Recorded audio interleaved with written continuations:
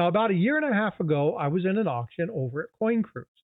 And there were a number of us looking at the coin. And somebody suggested that when they pulled this up, he put it under the microscope. Hey, ladies and gentlemen, it's Frostbyte. Today we have a really cool video for you. Talking about this coin right here. Now, I know you can't see that coin very well, but I've got a photo for it. You're going to absolutely love what you see. So let's get to it. This coin is absolutely fabulous. Now, I want you to look at this picture very careful. While I'm talking about the history, I want you to look at the front and the back of the coin, and I want you to tell me if you see anything, and be entering that information down in the chat. So the bust half dollars were really the primary coin for the United States starting around 1805. The half dollars weren't the largest denomination, but they were without a doubt the primary of the larger denominations. So the half dollars were produced in large numbers. Now we'll talk about large numbers being relative, especially by today's coinage terms. But they were done all years from 1807 to 1836. Now, you know that this coin actually went longer. We'll talk about the differences there. And 1816 was an exception because of a fire that happened at the Philadelphia Mint. What's cool about these coins is that they were struck by hand engraved dies, meaning that the artist engraved each one of these dies individually. That's really important because little nuances exist in every coin. So when you hear Overton, Overton is the pairing of the dies that tell you what dies the coin was made from. And that's important, just like VAMs. Some VAMs are more collectible than others. Some Overtons are more collectible than others.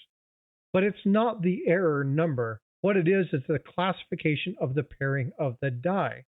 I want you to remember that. Bookmark this if you have to. But when you're talking about VAMs, you're talking about Overtons, it's a listing, a chronicling of those dies. And that's all that is. Okay? I want you to be aware of what that is. Now, let's go ahead and key on the screw press, because my understanding is that the reason this particular Overton exists is because of something that happened on the screw press. Now, I asked you before, do me a favor, look at this coin. Did you see anything? Well, what if I show you this? Yeah, isn't that cool? Such a beautiful thing. You can see the doubling all the way down the face. Absolutely fabulous.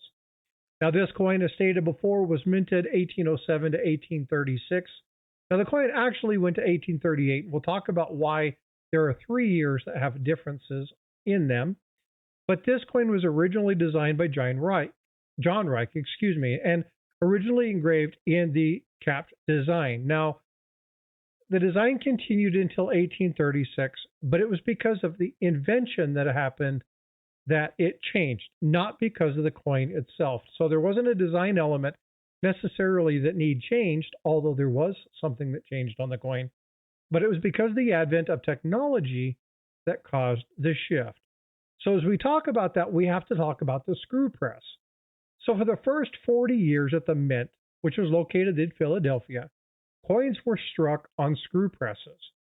They had strong arm coiners that worked 15 to 16 hours a day, 6 days a week.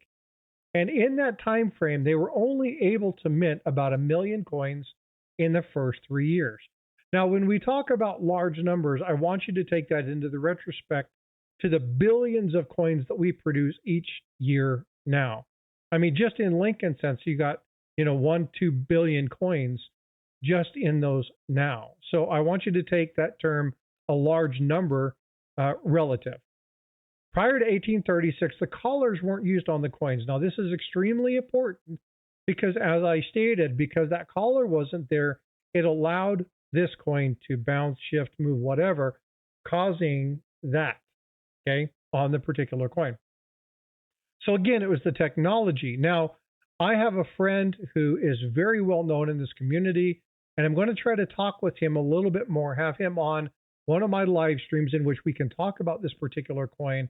I'm not going to give out too information yet, but if I copper coins, you might happen to know who that special guest might be. So I've got to work things out right now. They're working the situation with the hurricane down in Florida. So we're going to have to give it some time while they do recovery efforts and wait for that storm to hit. So again, we'll talk more about that later. But We talked about the advent of history and the advent of change. And in 1836, the first steam press was introduced to the U.S. Mint. Now, M. Thoneuiller, and I hope I said that name right, invented the steam press in France in 1833. And they came to the U.S., but it wasn't until 1836 that we were actually able to utilize it. So Robert Scott died in 1923, leaving William Neese the chief engraver of the United States Mint. Now, he was tasked with improving coin design, and the 43-year-old Neese installed new coin presses that used close collar dies. Now, the dies with close collar introduced something that was different. Now, if you look at the coin that I showed before, it had a lettered edge. This particular one, the collar dies, started to have the reeded edge. This is where the reeded edged coin design came from. So when you see that, you're going to see some of these starting in the 1820s, 1830s, that either did or did not have that reeded edge, and they're collared or non-collared dies. The steam press had the capability of producing 100 coins per minute, and from a product standpoint, that was a huge increase over the steam press. Now let's go ahead and look at some of the design elements and some of the changes. Now you guys know Christian Goldbrecht is my favorite designer. And in 1836, when they implemented this, there were some design elements and design changes that needed to happen. So if you look at the top two coins here, you're going to see that 1830, you're going to see that 50, and then the C indicating cents. And if you look at the one right below it, you're going to see that that word is separated and it now says 50 cents. So this happened in 1836. So if you're building a typeset coin and you're looking for this, you might need two coins, an 1836 lettered edge and an 1836 reeded edge. It's very important, and you'll see a difference when you look at those as well. Look for that 50C or that 50 cents. But a couple years later, in 1838, that would change to half doll, HAFDOL, and that was the half dollar. So again, there was another change that would be implemented on these in the very last year. And again, all of this was at the hand of my favorite designer, Christian Goldbrecht. So again, we talk about this coin. We got a little bit of the history, a little bit of the fun, but I want to tell you the actual history of this coin right here. Now, about a year and a half ago, I was in an auction over at Coin Cruise, and there were a number of us looking at the coin, and somebody suggested that when they pulled this up, he put it under the microscope. Now, we had already started to bid through, and they were already kind of preparing the countdown, and they put that up there, and the countdown started, and I happened to win the bid. Well, shortly after the auction, good to his word, he reached out to me and said, I want to buy this back from you. I didn't notice that was there, and I have something that I'll trade with you. I want you to think about it, consider it. I'll make it worth your while. And so we talked a little bit about haggled over what we were going to do. And at my first coin show in Tulsa, Oklahoma, he met with me and gave me in trade for this, and we traded up, but bought up a little bit on it, a 1874 Princess $3 coin. Absolutely fabulous coin. And I gave this back to Coin Crew, and he promised me at that time, if at any reason I should ever sell this coin, I will give you first dibs. And it was like, okay. And I won't tell you that I wasn't a little bit upset. I was only brand new to the hobby, maybe 6 months. So I was kind of like, oh man, should I have done that? Should I have kept it? And I had a little bit of trader's remorse.